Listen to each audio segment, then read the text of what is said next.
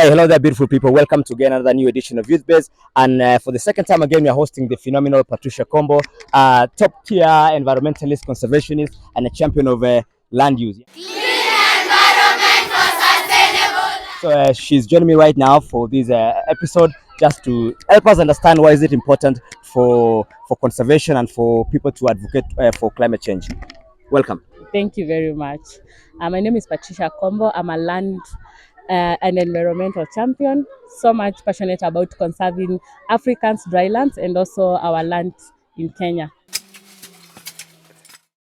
The reason why I advocate for land conservation is because with climate crisis, a lot of crises are evolving, and it is putting a risk to our land and more so bridging a gap of the young generation. And as you know, in Kenya, in our culture, the only thing that we inherit from our parents and our ancestors is land, and it is so meaningful watching millions of young people inherit degraded landscapes that do not overvalue to them. And that's why I stand in the gap to educate young people not only to see a land as just a piece of land, as just mere sand, but to see it as an opportunity, or rather an avenue whereby they can explore opportunities and also build their sustainability and also build their adaptive capacity in times of crisis like climate crisis, pollution, and any other crisis that come. Yeah, and as an expert in this, are we getting it right? Are we really getting it right? I think it's like, I could say it's a flip of the coin. To some extent, some people are getting it right. But on the other side of the coin, people are still dragging. We have the climate deniers. People believe that climate crisis they are just stories. Is it real? Yeah, No. it is real. It is real. From the scientists, from the IPCC reports, from actually now it is more visible, because if you hear right now from the community, Yeah. this time round they did not harvest beans because the rains came at a time when it was not supposed to come. The weather patterns have shifted; they are no longer sustainable, Yeah. and actually the farmers are at a great risk because with these changes of weather patterns. Yeah.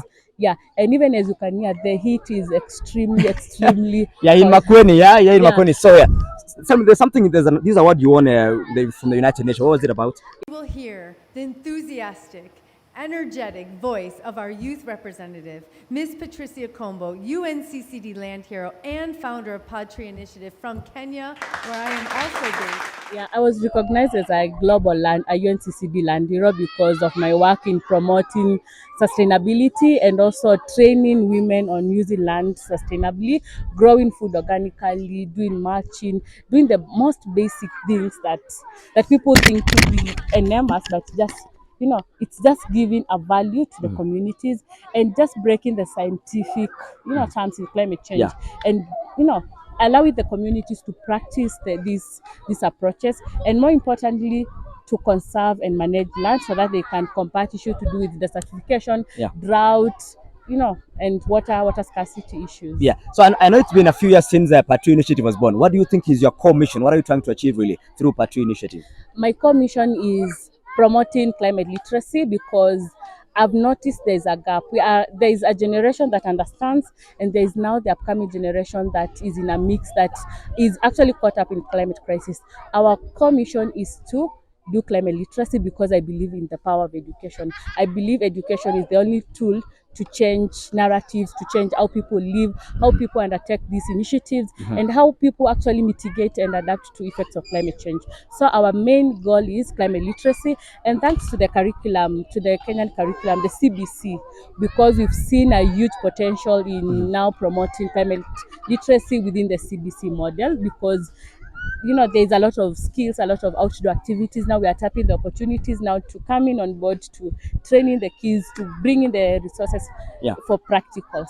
Wonderful. I know today I had the chance to join you for this amazing, what is it called here in this school? Mwenyani school here, primary school, and we've grown some kales, we've grown some spinach, lots of wonderful work we've done here today. So what was it about? What was this about? Okay, this is a program called Climate Literacy. CB's promoting education for sustainable development for the junior secondary. Yeah. And today what we've done, we were actually training the young people and also supporting the communities in growing their own vegetables, because as you can see, they have huge piece of land which is not in use.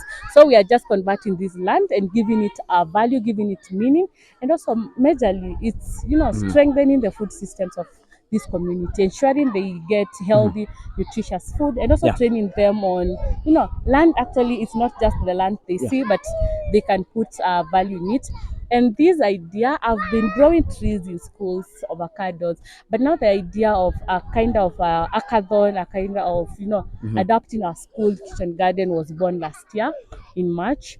I happen to represent the country in the International Visitor Leadership Fellowship that was in America, fully supported by the U.S. government through the U.S. Department of Education, Bureau and Cultural Affairs. Yeah. And from there, we visited two institutions. One was in Poland, was on Oregon, and the other one was in the University of Utah, whereby they had the climate hackathons, and they were trying to solve a common problem of the Salt Lake City that it's diminishing at higher risk, at a higher rate. Yeah. So from there, actually, I borrowed the idea of having a hackathon and, letting the kids actually practice and also solve the problems. And as you can see from yesterday, from the cultivating, they were able to solve a common problem together. They were able to strengthen their skills.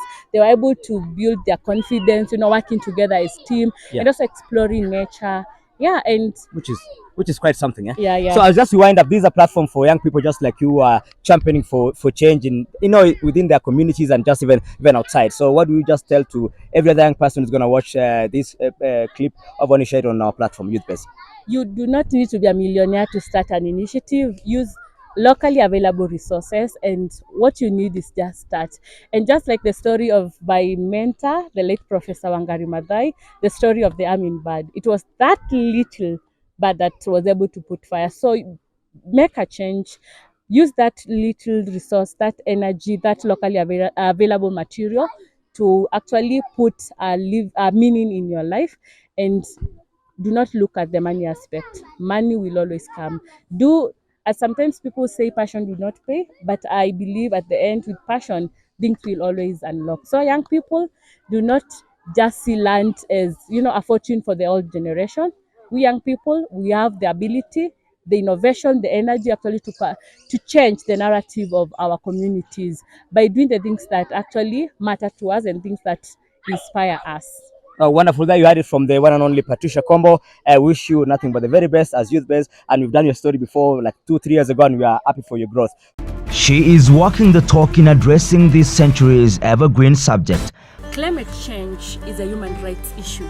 Passionate about environment, Patree initiative was born out of desire and passion. she's tagged along many in her initiative to green Kenya. So there you have it. You've had it, folks, from the one and only Patricia Kombo here at Makueni, where you've heard that we should take charge as young people to champion for conservation and phenomenal land use. That is it for today. Till next time, have a great time and God bless.